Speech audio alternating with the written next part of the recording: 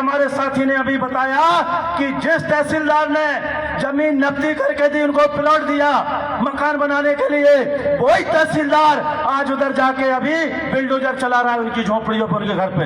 अभी ये व्हाट्सएप पे अभी वो वीडियो आई है। ये क्यों हुआ भाई? आप तो बोलते थे हम कांग्रेस को जिताने वाले हैं, आपने अपने वोट का सदुपयोग नहीं किया और ऐसे लोगों के हाथ में वोट दे दिया। जो साथियों कांग्रेस को भी आप वोट देते हो तो कांग्रेस के विधायक भी बीजेपी में चले जाते हैं, तो फिर आपका वोट तो सीधा बीजेपी में गया, कहां कांग्रेस में गया। इसलिए समाज को समझने की जरूरत है। और जो घटना इधर देवास जिले की है, मैं बोलना चाहता हूं, बताना चाहता हूं मंच के माध्यम से इधर, क्योंकि हम जब इंदौर कार्यक्रम में गए थे उस समय भी देवास जिले की हमें शिकायत मिली और आज भी देवास जिले की शिकायत हमारे साथी इधर लेके आए हैं। मैं बताना चाहता हूं मंच के माध्यम से, हमारे मीडिया के साथी भी इस बात को छापना, इस बात को दिखाना।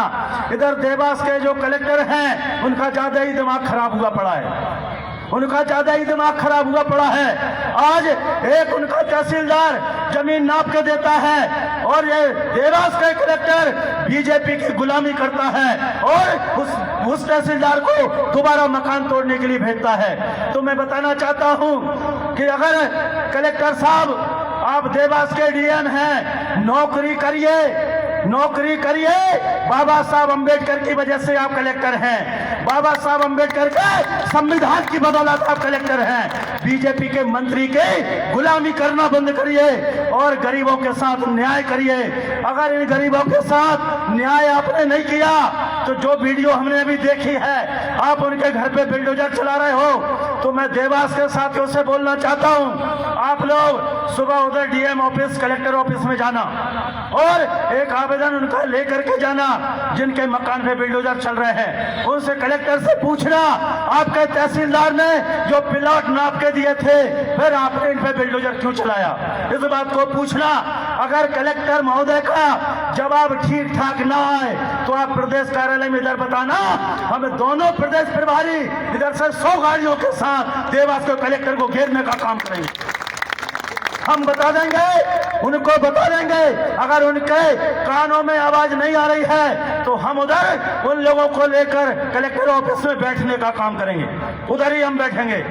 और आप लोगों ने ऐसे लोगों के हाथ में सत्ता दे दी, आप लोगों ने ऐसे लोगों को, बदमाश लोगों को, निकम्मे लोगों को आपने सत्ता में ला दिया।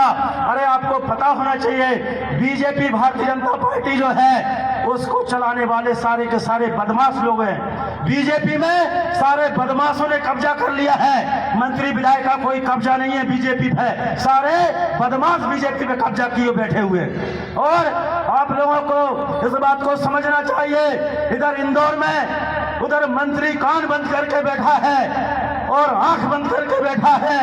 अरे पाइपलाइन बिछाई गई, उसमें इतना भ्रष्टाचार कि साथियों वो पाइपलाइन लीकेज हो गई, जहरीला पानी आपके भाइयों ने पिया, 20 मौतें इंदौर में हो गई। जहरीला पानी पी करके आपके 20 साथी उधर पे उन्हें जान गंवा दी और 3000 लोग लगभग आज उस बीमारी से लड़ रहे हॉस्पिटल में भर्ती हैं। उधर का मंत्री क्या बोलता है कि जिनके लोग मर गए उनके घर वालों को मैं 2-2 लाख रुपए दे दूंगा। और जब वो 2 लाख रुपए देने पहुंचे तो जिनके घर से मौत हुई उन लोगों ने उनके 2 लाख रुपए को ठोकर मार दी और उनका 2 लाख रुपया नहीं लिया। मैं ऐसे घर वालों को सैल्यूट करता हूँ, साधुवाद करता हूँ। तो उधर बीजेपी के मंत्री को 2 लाख रुपए लेके वापस भगा दिया।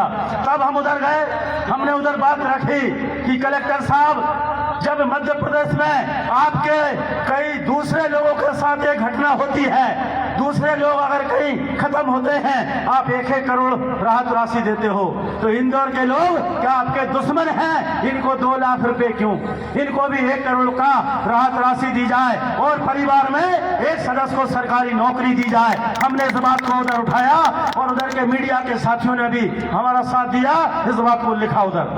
साथियों, आप लोग हम लोगों से, दबे कुचले लोगों से जो गलती हो जाती है उसका खामियाजा 5 वर्ष समाज को भुगतना पड़ता है, झेलना पड़ता है। इसलिए 2028 में आप लोगों को, समाज को इस तरह से तैयार करना है कि वो अपने पैरों पर खड़ा होकर एक बार हाथी को लेकर विधानसभा में पहुंच जाए, सबका भला हो सकता है। और आप लोग इस बात को समझिए, एक पानी जो सरकार पिला ना सकी, जो सरकार पानी ना पिला सकी, उसको आप वोट देते हो। एक मंत्री मध्य प्रदेश में, स्वास्थ्य मंत्री, जिसने दवाइयों में इतना फर्जीवाड़ा किया कि बच्चों को खांसी की दवाई पिला दी, वो सिरप पिलाई, कई सैकड़ों बच्चे मर गए। आपने ऐसे लोगों के हाथ में सत्ता दी है, आपके बच्चे मारे गए हैं, दवाई पी के बच्चे मर रहे हैं, पानी पी के बच्चे मर रहे हैं, आप लोग आंख बंद करके घरों में बैठे हैं। कैसे काशीराम साहब के सिपाही हो?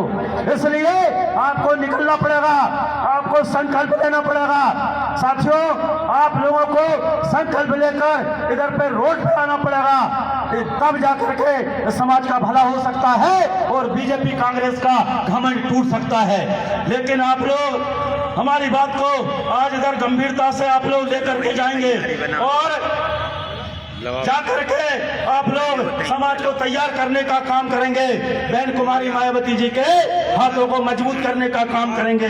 तो जो लोग, जो सरकार हमें पानी ना पिला सकी, जो सरकार हमारे साथ हमें मकान ना दे सकी, उल्टा मकान तोड़ने का काम हो रहा है, तो मैं आप लोगों के बीच में, चूंकि माननीय प्रभारी जी अपनी बात रखेंगे, मैं अपनी बात एक नारे के साथ इधर खत्म करूंगा। आप सारे साथी हमें नारे के साथ में हमें इधर संबोधन करेंगे। साथियों, एक बात बताना, जो सरकार हमें साफ पानी ना पिला सकी हो, उसको वोट देना चाहिए?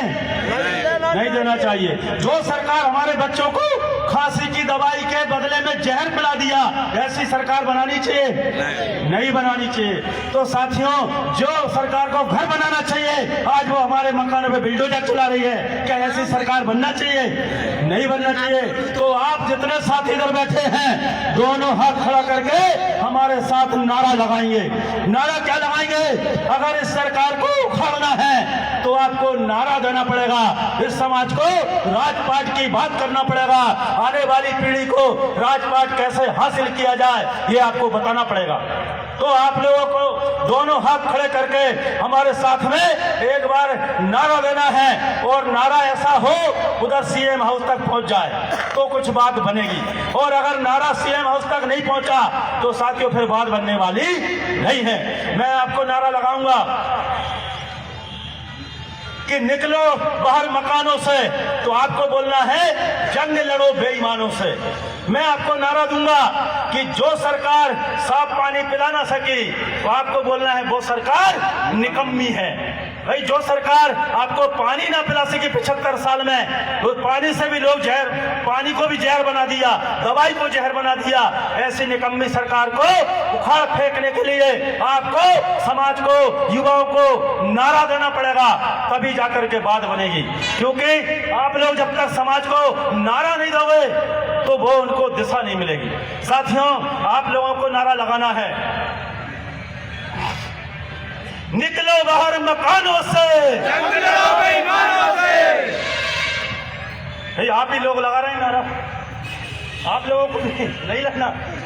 दोनों हाथ खड़े करके बोलना है, निकलो बाहर मकानों से, जंग लड़ो बेईमानों से, निकलो बाहर मकानों से, जंग लड़ो बेईमानों से, निकलो बाहर मकानों से, जंग लड़ो बेईमानों से। जो साफ पानी पिला न सकी वो सरकार निकम्मी है, साफ पानी पिला न सकी वो सरकार निकम्मी है, साफ पानी पिला न सकी वो सरकार निकम्मी है, अच्छी दवाई दे न सकी वो सरकार निकम्मी है, अच्छी दवाई दे न सकी वो सरकार निकम्मी है, हत्या बलात्कार रोक न सकी वो सरकार निकम्मी है, हत्या बलात्कार रोक न सकी वो सरकार निकम्मी है। जो सरकार निकम्मी है वो सरकार बदलनी है, जो सरकार निकम्मी है वो सरकार बदलनी है, जो सरकार निकम्मी है वो सरकार बदलनी है। धन्यवाद।